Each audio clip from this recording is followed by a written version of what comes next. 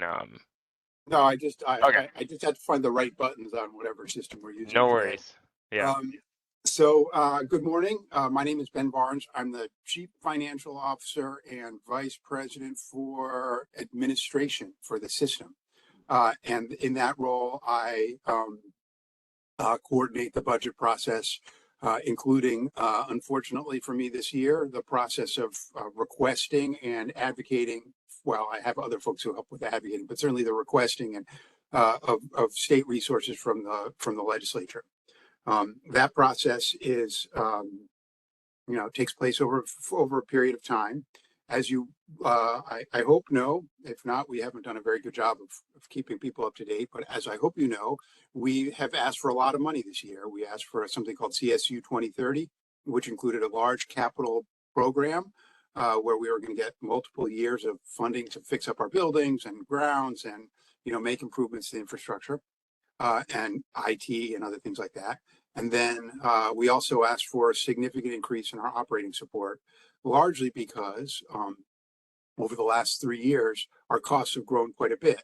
There was a labor agreement passed a few years ago, and every year we have to give a 4.5% raise to all of our employees under the agreement that was reached. So that was for 21, 22, 22, 23, which is just about to end. So we're in the second year of a 3-year commitment.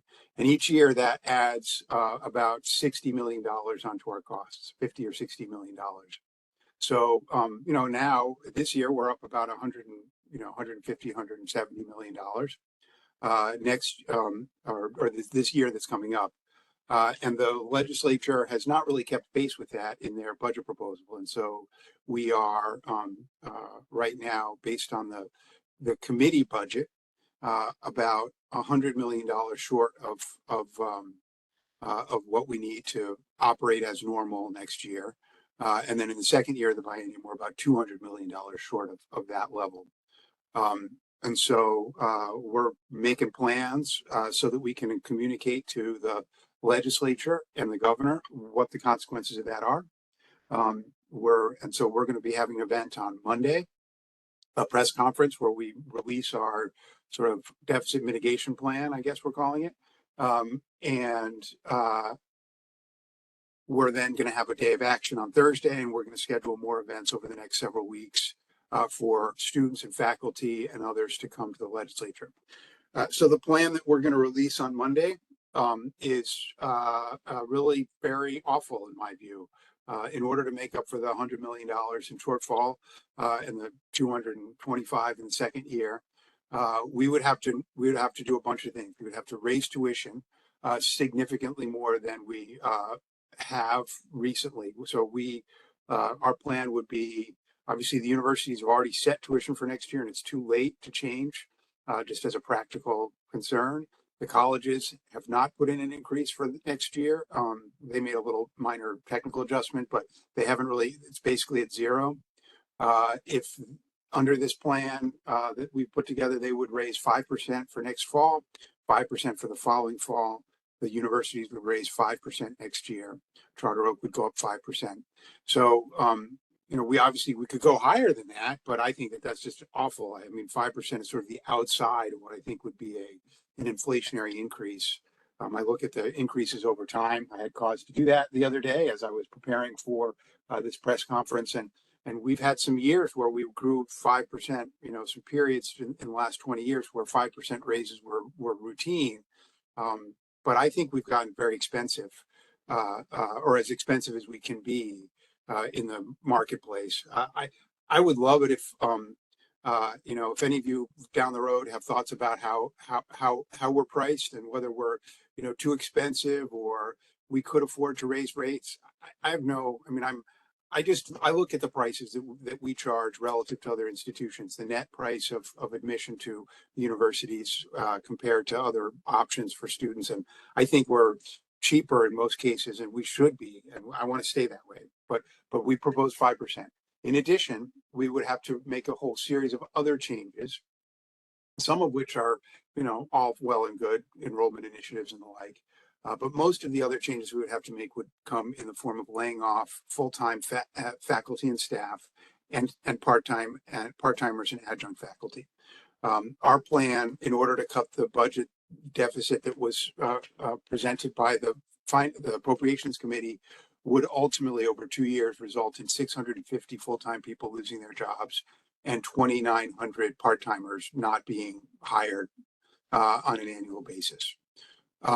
Most of those would be, well, that would be a mixture, probably mostly faculty, but there's a fair number of non-faculty part-timers who work for CSCU as well. So that's a really bleak picture, and we don't want to do it. It would be really devastating to students. It would be devastating to the communities we serve. We would have to cut a bunch of programs that would affect students. We'd have to cut support programs that would hurt students. Again, there's tuition increases that would hurt students. We don't want to do any of this, and we're trying to put it out there because we want to make a very striking case to the legislature that they need to take action to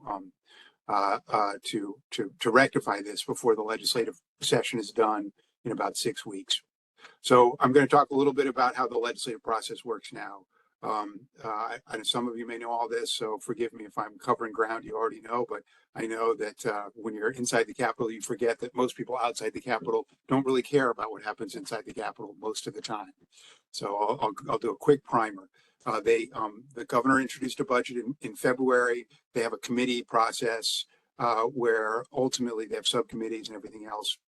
And ultimately, the Appropriations Committee and the Finance Committee submit committee budget plans, which is sort of the legislative response to the governor's budget. They came out this week. There was an Appropriations Committee, which is the spending side, which for CSCU is about $85 million better than the governor's proposal. But that's not, it's about $85 million better than the governor's proposal, but we needed more than that. Obviously, we needed about $185 million better than the governor's proposal in order to keep our lights on and pay our bills, pay our payroll, and do all the things we do. And then the Finance Committee came out with their budget, which includes the capital budget as well as the taxes. So they had some tax package. I'm not really expert on it, but I think they're cutting taxes. So everybody gets a small tax break if you're paying state income taxes, a few $100. But they also declined to give us our multi-year capital funding authorization, and they, again, I told you the Appropriations Committee is well below what we expected. A lot of this is because, frankly, the governor's budget office has strongly opposed any funding for our system.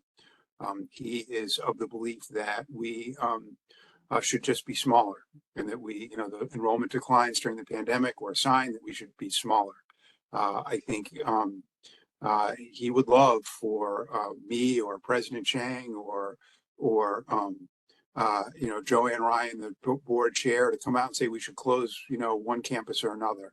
He wants us to do that, but we don't want to do that. We don't think it's good for students. We don't think it's good for the system. We don't think it's good for the state. We don't think that people in the legislature want this, and we don't. So we're not even putting that on the table. We're just saying these are the people.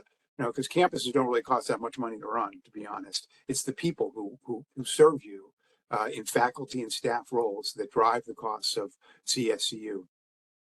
Faculty and staff costs make up, 82%, I think, of our overall spending, and then financial aid makes up like another 7 or 8%, and then the rest is computers and floor wax and toilet paper.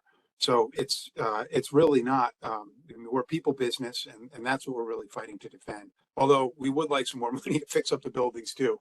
There are a number of them that are in really awful shape. We tried to make that case. I think we did at a big public hearing. A number of students testified on that day. Thank you to all of you who did.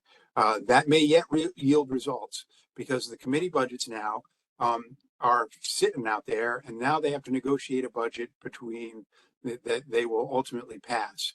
They usually end up passing one big bill with all the budgets together, plus a whole bunch of other sweeteners and quid pro quos that they need in order to get enough votes to support the entire package. That's typically how this process works. And hopefully, over the next few weeks, students, employees, administration, families, friends, communities of CSCU will convince our legislature that this is an unacceptable outcome and that they need to find more money for us in order to support the budget. I will point out that there are a number of other groups out there right now. The group that represents the organization that represents nonprofit human service providers, like people who run group homes and mental hospitals and nursing homes and the like. Those folks are complaining because the state usually gives them money to pay raises to their employees, and they gave them nothing. And so those employees are not going to get raises, even though we've had 10%, 9% inflation last year. The people who advocate for local public schools, K-12 schools, feel that this budget leaves, huge post-pandemic needs for students unmet. There are the treasurer had a proposal to fund baby bonds where low-income children born in Connecticut would get a contribution to a savings account when they were born to help deal with wealth inequality in Connecticut.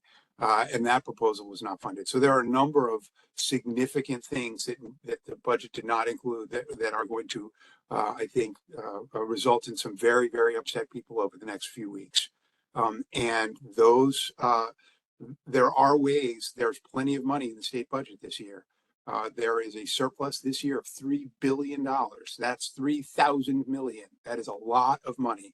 That is 1/7 of the state budget. The amount of the various parties that I just listed off could probably be satisfied with another $1 billion, and they have $3 billion surplus, but they're choosing not to spend the money. Partly to pay for a tax increase, and partly because they have put in place some spending caps that make it difficult to do that. So I think the legislature can, if they're properly motivated, find a way through this and to exceed the spending levels that they currently have. We very much want them to do it, and I hope you all will join us in that. I'm happy to take any questions, but I will leave it to Alex to MC, because you've been paying attention to that and I haven't. Of course, yeah, no, thank you, Ben. Emily, I think I see your hand up, so you can go ahead. Yeah, so I was talking about this. Oh, by the way, I'll introduce myself because this is my first time entering in this meeting. I'm Emily. I'm the representative SGA for my community college, Greenville Valley Community College, and I have stepped into this meeting to see what it's all about. But talking about this topic, yesterday I met with one of my professors who got an email that this was happening, that our education is not being funded by the government. So what I did was I looked up my nearest hometown, or hometowns within the surrounding in our legislature being Mayflexer, the small quiet corner of Connecticut. And I had emailed her, please, we want, it was more personal, but it was basically saying like, we need money for our education. And I encouraged SGA at my school to do the same thing, same with like Phi Theta Kappa groups. So hopefully the more that we ask for the funds as students and make it personal, hopefully we're on to something. But we've been on it so far, so within the past 2 days. Emily, that is so encouraging to hear. May is a huge supporter of ours, and she's been very she was one of the subcommittee chairs she presented a budget to the appropriations committee that they rejected, that would have fully funded us. So she's been really working very hard on our behalf. So, you should definitely write. Everyone should write. Yeah. But the approach that you describe of a personal email, I can tell you from my years from working in the Capitol that if a legislator gets 10 like real human contacts, like not a generated email, no AI, kind of generated thing that people send in, or a petition card that they fill out. But if they hear from 10 people with a few sentence long, like individualized email, or, you can call them. There's nothing wrong with calling their office and saying, I'm a representative. If they start getting phone calls to their office, or, better still, you run into them in public. Sometimes that happens. They're out and about. You track them down, go to their house if you know where they live. Like, honestly, if they get personal contacts from real constituents, not lobbyists, not people like me who get paid to ask for money, but from real people who are harmed or benefit from their decisions, that is extraordinarily persuasive to them. They're in it for they run a popularity contest every 2 years. So they need people to like them, and they do not like it when their constituents ask them to do something that they can't do. Right. Yeah, no, Emily, thank you for that. And thanks, Ben, for responding.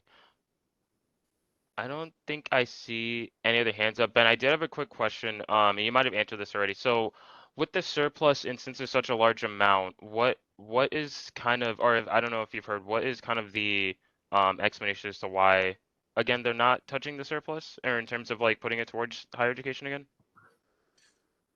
Well, it's back in 2017, the I was working as the budget secretary at the time, and Governor Malloy managed to get so crossways with the legislature that the Democrats and Republicans worked together and put together a budget that was pretty centrist, frankly, more centrist than I think even the governor wanted. So it spent less. It was a pretty lean budget. So that budget came out, and they at the time they put in place what they called the guardrails, which was a series of changes that the Republicans at the time had demanded, but some of the Democrats wanted as well. That tightened the spending cap, because the spending cap used to be kind of loose, like really easy to get through. I can say with confidence, the new spending cap is much harder to work around than the old one. There's some specifics in the law that make some of the tricks that we used to do more regularly back in the teens are no longer possible. But it's still possible to, override it, but it takes a more direct vote. And then they also enshrined some of those new. They also set up something called a volatility cap that said that certain revenues are highly volatile. They go way up and down. These are the taxes on super rich people. And so they said, well, when the taxes from super rich people get really high, we can't spend all that money, because then we'll just get used to it. And then when that money dries up one year, we'll be left holding the bag. So they said you can't spend all that money. It has to go directly into the surplus or to pay down unfunded pension liability. And then they have a couple of other sort of related things that all sort of drive the amount of money available to the state to spend each year down. Now, it turns out that rich people do really well in Connecticut. And during the pandemic, when a lot of people have had very mixed results, some people have done okay and some people haven't, the super rich did just fine. And their tax payments have been rolling in. Now they could go down after if there's a major recession, they do go down in a recession, and they are pretty volatile. They could go way down, but they've been continuing to be strong. So there's a whole bunch of money that's diverted from our taxes by this volatility cap into reserves. And now those guardrails, this collection of laws, expired this year. But this session, interestingly, the legislature, before they even right after the governor submitted his budget, so before they'd set a budget for themselves, they agreed with the governor to extend those guardrails for another 5 years. So that extension now limits the amount of money that they can spend. So this is a self-imposed limitation, a limitation on themselves that they imposed, 2 months ago, or whatever. I think, yeah, 2 or 3 months ago. So it's a peculiar circumstance that they find themselves in. But when legislators say, "Oh, we can't spend more because of the cap," like if you get in a conversation with a legislator and they say, "Oh, we can't spend more because of the cap," I mean, the appropriate rejoinder is, "Oh, the cap that you put in place, the guardrails that you put in place only 2 months ago. What were you thinking? Why did you set guardrails that prevent you from funding public higher education, or prevent you from funding home care workers, or prevent you from funding local public schools?" Those are all very reasonable questions, in my view. Now, I will admit I may have crossed over into some policy advocacy positions here. But at this point in the game, I feel like I have to be pretty clear about the positions that we're taking. We want them to find a way around the guardrails so that they can spend more money, so that they can fully fund CSCU. I personally, and I think most people in the CSU community, hope that they will also fund home care workers and local public schools and the other folks who need money, because frankly, we're taking students from the public schools and we're sending graduates into the healthcare service worker industry in many cases. you know, these are populations we also care about. These are part of the same community that we serve. So you know, we believe, I think, you know, it's hard because we're a state agency. We can't call on, you know, the governor to raise taxes or whatever. We don't want to alienate him. Ultimately, he needs to sign whatever budget we receive. So, but we do. I encourage people to ask for what we need and ask for what you need, because I think that the cuts we're talking about, you know, they're going to harm a lot of people who work at the system, but they're also really going to harm all the people who are served by the system. So I'm sorry that this is a bleak news, but I do think there's a chance for all of us, you all and the people you work with and know and talk to make a difference. And the time is now. We need to make a difference between now and the middle of May. And we'll Yeah, circulate the email that President Chang sent out, Ben, to the SAC that has the information for the legislators and the contact information and how they can, you know, reach out to those folks to do those personal emails if that's helpful. And actually, you know, this is a question that I would ask you because I'm really trying to figure out what can we do? What more can we do over the next few weeks to make our case?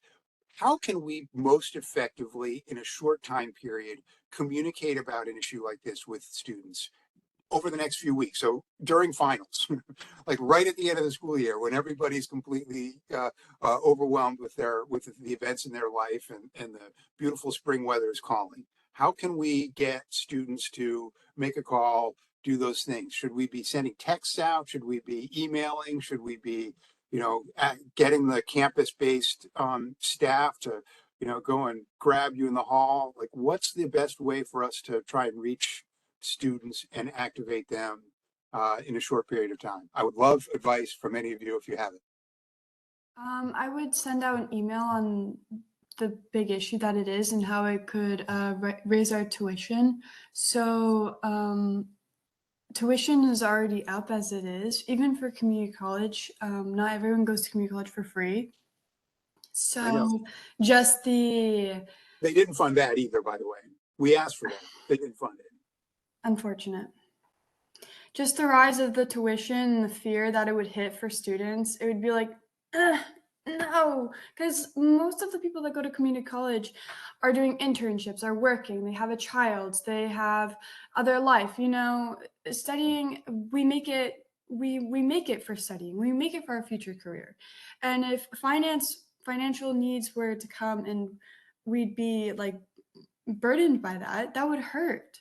So I think we need to put in the financial crisis of that for the students each individually, because I know that, you know, students do suffer sometimes through financial needs. They don't always come from, you know, sparkly homes and stuff. It's not I always know. great for everyone.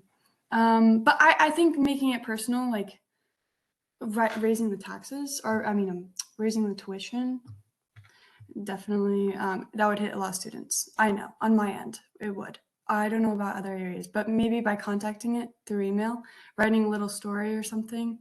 Okay. Yeah, maybe. I just got an email, by the way, from my CEO just now as we're speaking about this, which is crazy. So apparently there's going to be a stand-up on April 24th with the Next president as Thursday. well. Yeah, yeah. Oh, no, that's Monday. Monday, there's a press. So next week, we're doing a press event with everybody there, and students we would love to have you come. But then we're also Okay. doing a lobbying day on Thursday, where, you know, you would come up in groups.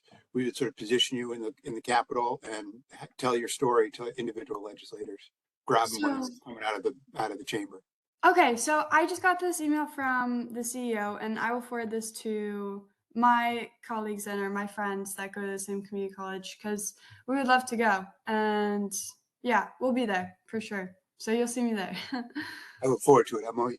Sweet. awesome. Thanks, Emily. I know, Donna, I know you had your hand up for a while, so we'll go Donna and then Sam will come to you.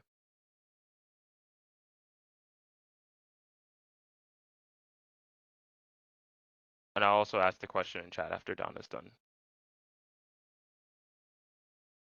Oh. We can't hear you, Donna, if you're talking right now.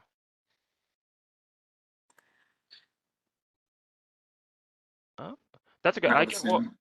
yeah, I can ask the question in chat too while Donna gets their stuff together, or if maybe they had a question that they already got answered. But we just had a question in chat. Ben, I think this one's for you, but we might this it says might have already said this, but why do they want to cut CSU schools again, especially if they don't cost as much? Also, what schools are most likely to get affected? Um,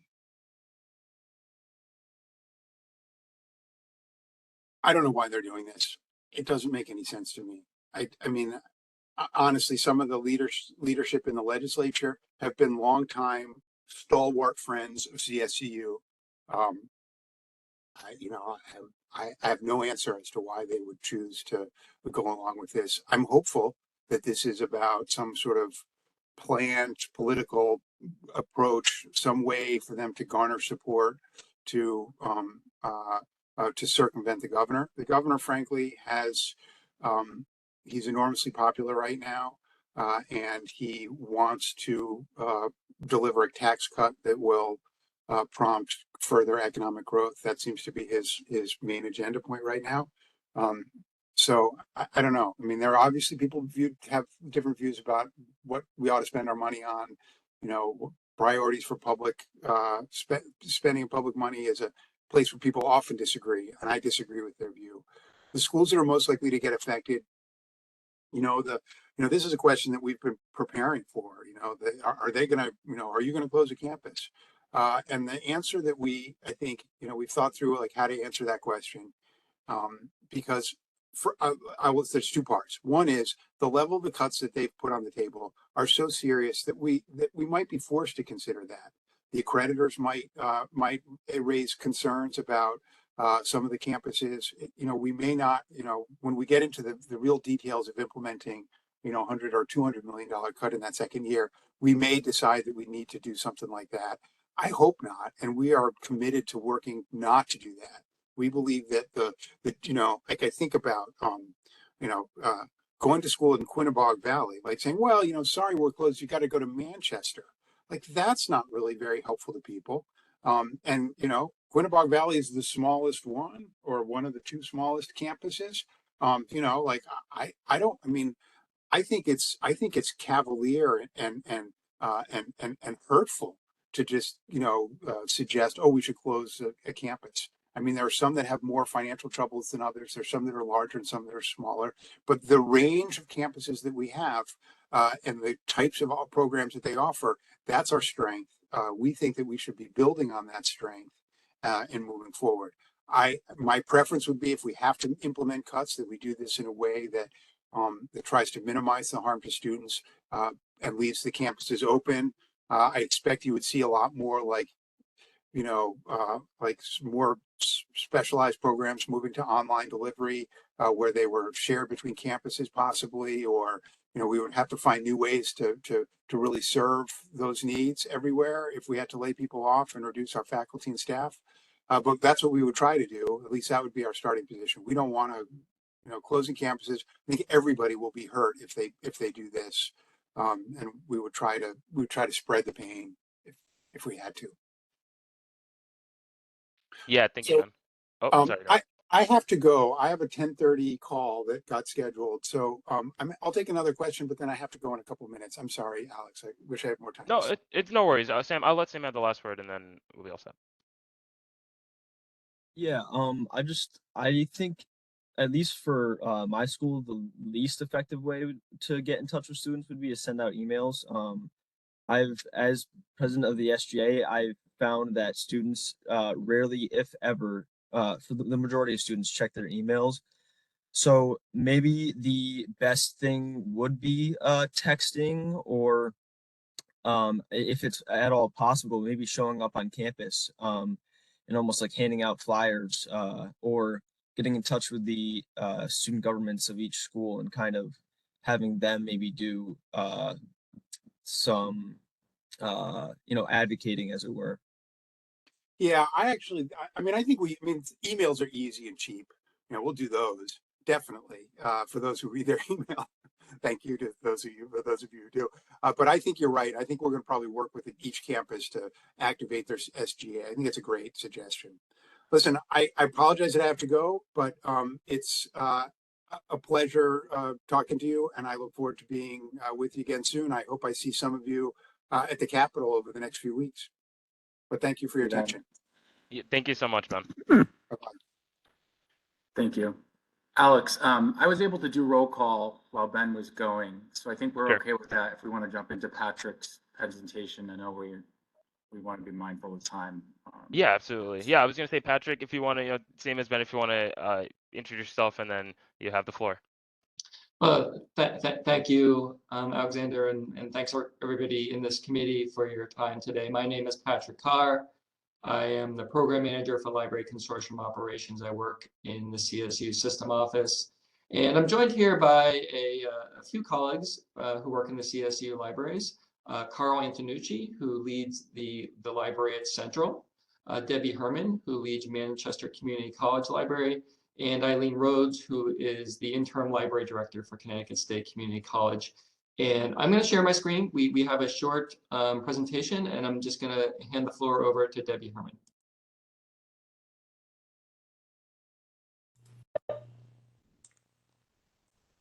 Thank you, Patrick, and hello, everyone. I thought I'd use my time with you today to address some of the questions that came up at your February meeting pertaining to textbooks. Unfortunately, there's a lot of forces beyond the library's control that affect its ability to provide textbooks to students. So I thought I would sort of go over your questions and then also address some questions that we typically get from students in the library. So the first and most common question is, does the library have a copy of my textbook? And I'm happy to say that in many instances, yes. Most CSU libraries have funds available to purchase textbooks. However, these funds are finite. So textbooks for high impact courses, that is courses with high enrollment or have high textbook expense, sometimes both, are usually prioritized by the library. You can enter the ISBN of your textbook or the title in your campus's library catalog to see if yours is available, or you can always ask a librarian to check for you. That's why we're here. Instructors will also place personal copies on reserve, but those have unfortunately dwindled in recent years because textbook publishers now seldom provide complimentary desk copies to faculty. And conversely, why doesn't the library have a copy of my textbook? So as I mentioned a minute ago, the library has limited funds to purchase textbooks since new editions are published on a 2 to 3 year cycle. Another complicating factor is that a major public textbook publisher, Pearson, has stopped selling physical textbooks entirely. They will lease students a textbook, but it is impossible for libraries to obtain copies for course reserve. And instead, what they've been doing is prioritizing their digital platforms, MyLab and Mastering. Right now, unfortunately, their digital access model doesn't really fit the library's lending model. Some faculties are actually quite shocked to learn this when they ask their librarian to purchase a copy of a new textbook for course reserve. And as you probably know all too well, textbook costs have also increased dramatically over time, which further limits the library's buying power. Another question that frequently comes up is, well, why can't I take the textbook out of the library to use? This is likely to vary by campus. In many cases, the library only has a single copy of a textbook for loan. If textbooks are allowed to leave the library and a student doesn't return one, this of course deprives other students of the chance to use it. While not a perfect solution, the in-library use restriction offers the best chance that a textbook will be available to the greatest number of students. It's also true that course instructors dictate the loan terms and whether their textbooks may be removed from the library. This is typically true, especially true of copies that they themselves place on reserve. During the pandemic, MCC's library was only open about 20 hours per week. That was during the 2021 year. So we made a decision to extend the loan periods to 3 days at a time and allow textbooks to leave the library. However, once the library regained its normal hours, we received pushback from some academic departments. Because of this, a few textbooks have reverted to the former 2-hour in-library use policy, but most continue to be available to students for 3 days at a time. Or longer. Sometimes some courses we have multiple copies, and those have maybe a 2-week loan period. We actually in MCC had a pilot program where we provide every student in a course section with a textbook that they can have for the entire semester, but that's unfortunately limited to just a couple of courses.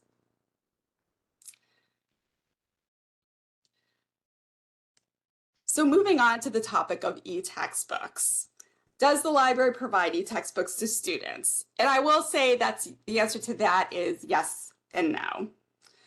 For textbooks published by the big 3 textbook publishers, so like we're talking Cengage, McGraw-Hill, and Pearson, the answer is no. They currently don't offer a purchase and access model for libraries. On the other hand, if a faculty decides to use a book from a non-textbook publisher as their textbook, there's an excellent chance that it is available for the library to acquire. Maybe not in an unlimited access, but maybe three users at a time. Or in my experience, sometimes the library already has it in in one of their ebook collections. So that's like the best case scenario. At MCC, I will share that I've been able to purchase ebooks for several courses, including ones for World Civ, Western Civ, Drug and Alcohol Counseling, Anthropology, and the Disability Specialist Program. There is currently one startup company called BibliU that offers textbooks and supports a library lending access model. But unfortunately, it is prohibitively expensive for most libraries. In fact, I know of a couple of community college systems that piloted it and they liked it, but unfortunately it was just beyond their reach. We often get questions about whether students can request a copy, the purchase of a textbook for course reserves. The answer to that is absolutely yes. Most librarians I know will move heaven and earth to try to help a student. So if the textbook is available for purchase, either as a hard copy or through licensing the ebook, every effort will be made to acquire it. So please ask. And finally, the bigger question is what else can be done to improve textbook affordability and access? We encourage students to ask their professors whether a copy of their textbook is on reserve, either a physical copy or e-reserves. If you are unable to purchase textbooks due to emergency, you can also contact your office of the Dean of Students for help. They typically have access to some emergency funds. But the adoption of free and low-cost course materials by faculty is perhaps the most effective way to bring about systemic change to textbook affordability and access, which my colleague Eileen Rhodes will talk about next. Thank you. Thank you, Debbie.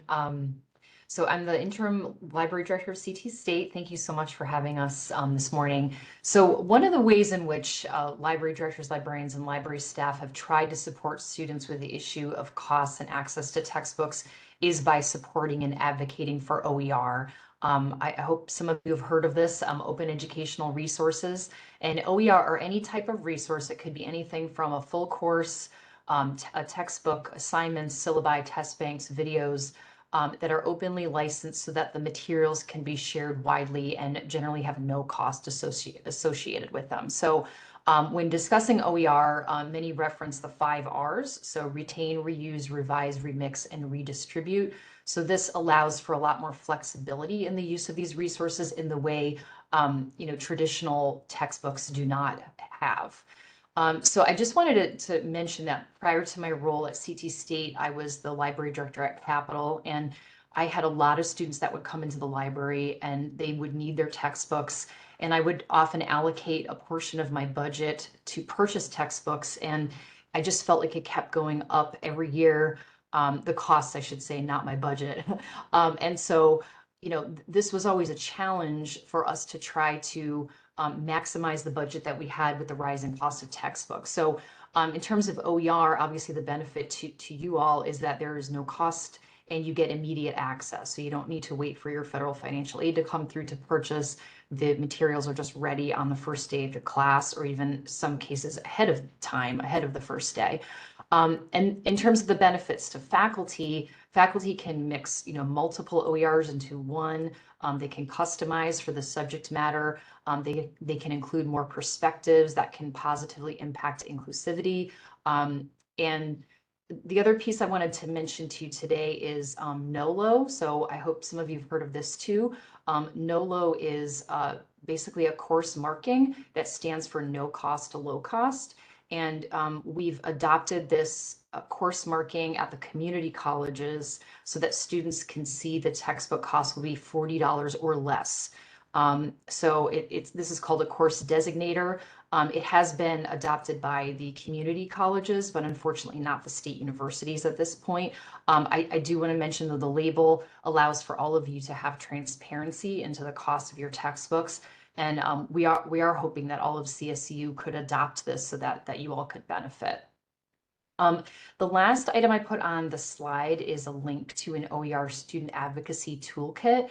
And I really feel like this group could be instrumental in advocating for OER. And I really think you could all make a big difference in the adoption rate across CSU. We go to the next slide, Patrick. So my colleague Debbie mentioned that, the textbook costs have just been increasing over the years. And part of the reason why textbooks are so expensive is because textbook publishers essentially have a monopoly on them. So a few major publishers control more than 80% of the market.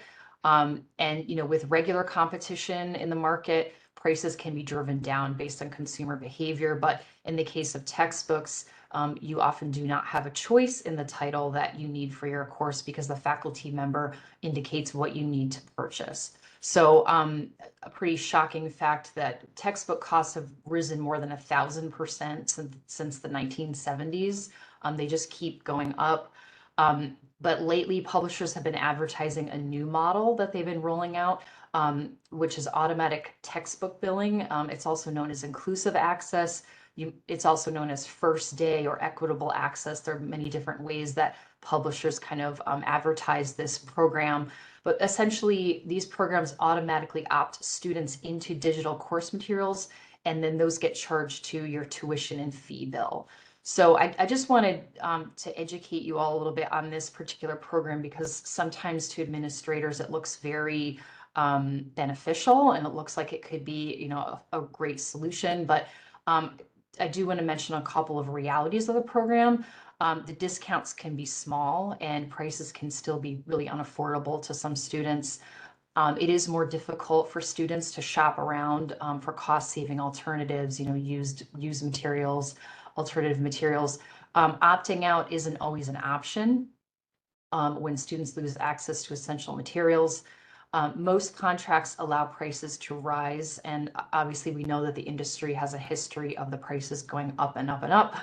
And then also you're not able to own the content. So with OER, you would have access to the content when the course ended, but with inclusive access, essentially you're really renting it for a short period of time. So I did also include a link on the slide for more information on this topic if you'd like to learn more. And just to reiterate, I really feel like your voice is so vital to these issues, both with the advocating of OER and then also educating other students about the realities of inclusive access. And, I often tell students to try to encourage their faculty to take a look at OER as an option or at least consider it so that, you're not paying too much for your textbooks. And with that, I will pass it on to my colleague, Patrick Carr. Well, thank you, Eileen. I'm going to shift gears a little bit here and just talk about how the CSU libraries work together. The basic organizational structure through which that occurs is called the CSU Library Consortium. So this is a partnership across the CSU libraries. It also includes the Connecticut State Library, which is a different branch of the government, but we work really closely together to share expertise, collections, resources. And our mission is to empower library collaboration in support of success, equity, diversity, social justice, and access to resources that spark creativity and intellectual enrichment. And the consortium has further established 4 core strategic directions that guide the collaborative work that the CSU library colleagues do with each other. Those directions are breaking down barriers, partnering for success, coordinating collections, empowering discovery, and advocacy through assessment. And I'm going to put a link in chat here. If you want to learn more, from the link I provided, you can access, go to the consortium website, and also, access our full strategic plan that talks about each of those strategic directions in a lot more detail. Now, I'm not going to get into the weeds of talking about the technical details, but I just want you to know that behind the scenes, the CSU libraries have implemented integrated software and other tools that allow us to provide students with more robust and easy to use services and resources. So a few of those core systems are called ALMA and Primo, and in the case of the 4 state universities, a system called Rapid ILL.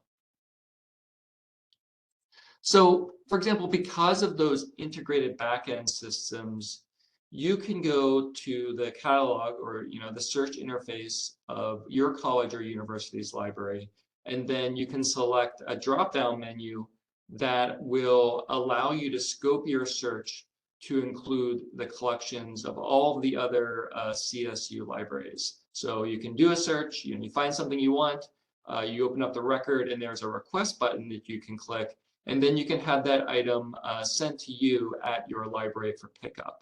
And we're also, traditionally that has been done with physical resources like books and DVDs, but we're also now piloting this with requesting article access across the CSU libraries. And you can look for more information about that in the future as that work progresses. Another way that collaboration across the CSU libraries is benefiting students is through discounted purchase of system-wide access to ebooks, databases, and other library resources that you use for your learning and coursework. For example, you and all of your peers across all of the CSCU institutions have online access, both on campus and off, to thousands of recently published ebooks from Harvard University Press, Yale University Press, University of Chicago Press, and other important academic publishers. And then finally, another way that the CSU libraries collaborate is through information resources for students.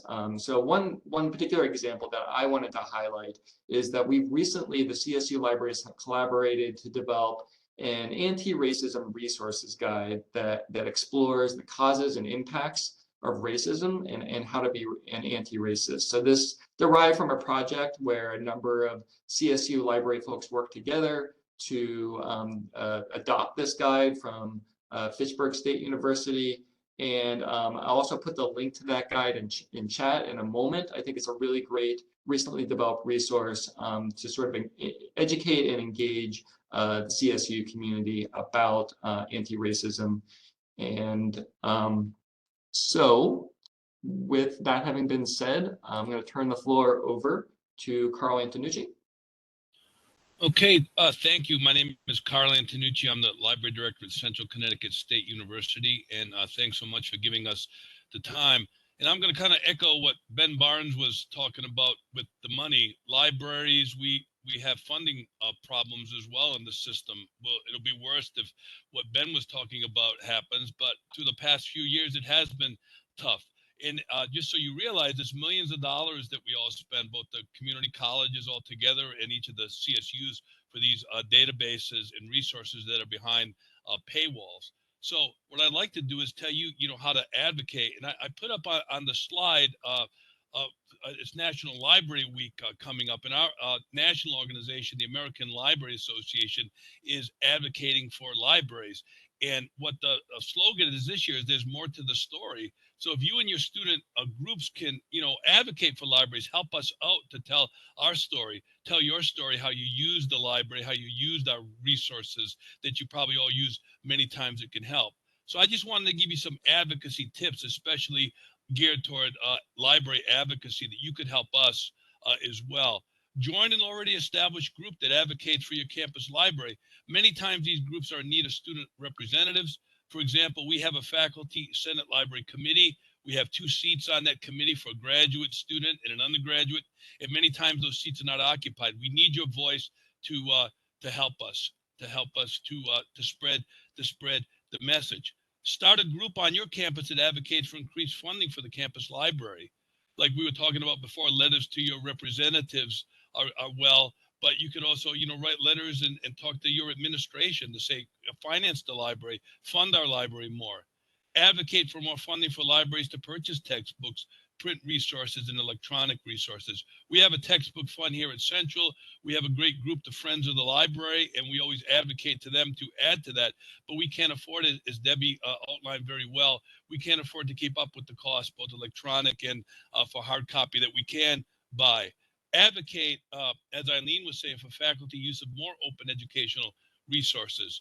I do this myself. I teach a part-time course here at Central, and my textbook cost is only $20 for the semester for students, which is not bad. And I use a lot of OER resources for my particular course. So it can happen, but you have to kind of educate faculty, let them know that textbooks are expensive. I have a 20-year-old daughter. She's in college as well, and I know the cost of textbooks are very expensive. Your voices are important, and just let them know that your campus leadership know that the libraries are important for your success, whether you use us to study here in the library, you use the databases, or you use the services of our expert librarians and library staff. We're all here to help you, but it does cost, and the costs rise every year on these databases from 5 to 7%, and it's really hard to keep up to provide all the great resources, as Patrick talked about, that we all combine to provide, individual resources that we provide on our campuses.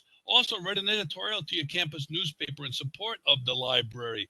Let them know it's a place that you use and that it helps you in your educational journey. And the bottom line is to tell your library story, like Kelly, as you see in the slide, she's telling her story about the great things libraries have done. You might also want to look at the Connecticut Library Association website. The state library provides our research databases, which are provided. There's a set of those for college students, and the state library always gets underfunded.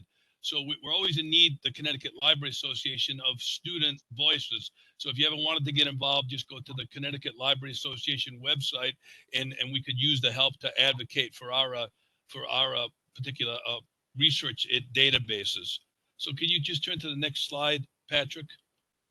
And what you want to do as well, Patrick put the site on for all of our libraries, but learn more by contacting your institution's library. The main thing is just ask us. We all provide chat. Now, if you can't get to the school, you can get to us by chat. Ask your librarians. They'll be very, very happy to help you. We're all here for you. And there's many, many services. We have one at Central called Book a Librarian. You can go on, I call it just like when you book to get oil change on your car, go in there, pick a librarian, pick a time that works for you. And we have a half an hour that you can meet with your librarian, either in person, online, through chat.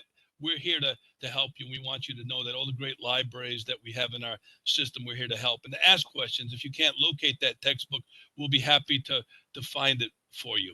So please take us up, ask us for any questions you have on any of these issues. And I'm sure now we'll open it up to any questions you guys might have. Here's our contact information, and we thank you for the time. But please tell your story, tell your library story, advocate, help us. And we love working with student government associations on campus. It's great. So thank you for the time.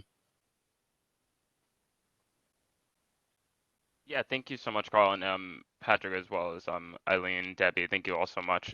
So yeah, like Carl said, open to questions. I can start it off. I actually could you. I don't want you to re-explain, but could you also talk about the OER again? Sure. So we can get a better understanding. Yeah, do you have anything particular that you'd like me to review? No, Just like what it I mean, is, or? yeah, I mean, yeah, maybe just like what it is. Again, just so, because I think that point specifically is really helpful, and I think that would be good to help like others understand, especially for if we want to advocate for our faculty use as well.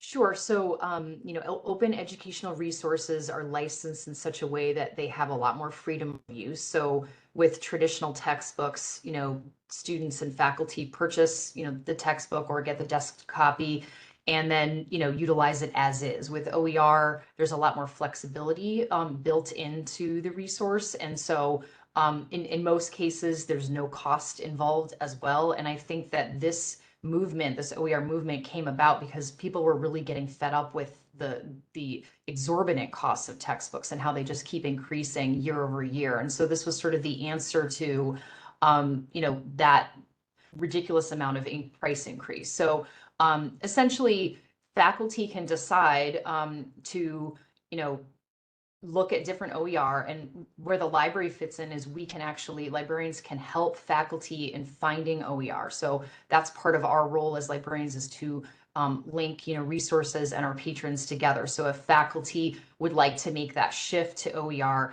our library staff can help our faculty move to that OER and find different OER that they can then, utilize either in Blackboard or however they would like.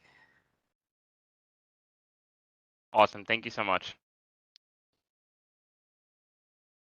And are there any other questions as well? If not, that's okay. Okay. All right. Well, it looks like we don't have any other questions, but I just want to thank you all again for presenting. I think this was really good information for us, so that we have a better direction to go in as well. And I think obviously answering all of our questions gives us a better insight. So really appreciate it. Thank you. Yeah. Happy to be here.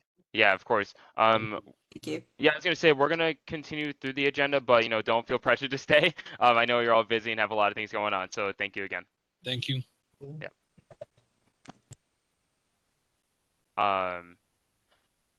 And Angela, I know you said we already went through roll call, so I think it might be good to just go through a quick debrief. I don't know if anyone had any words or any thoughts about the presentation,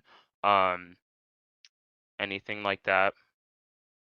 I just want to make sure I give everyone space to discuss and everything like that. Any questions, concerns regarding the presentation, comments? We'll circulate the presentation when I get it from Patrick so people can take a look at it. And yeah, that'd be really helpful. If people have thoughts on Ben Barnes's presentation or feedback or questions, they could filter those to you and I, Alex, and we can get some answers from him if something comes up over the weekend or later on today, or if people have questions on how to get involved. And there might be some additional opportunities for this group to get involved with some of the concerns that Ben raised with regard to the budget and some of the after effects if the current budget gets passed as is. So I'm sure more details will be shared with that.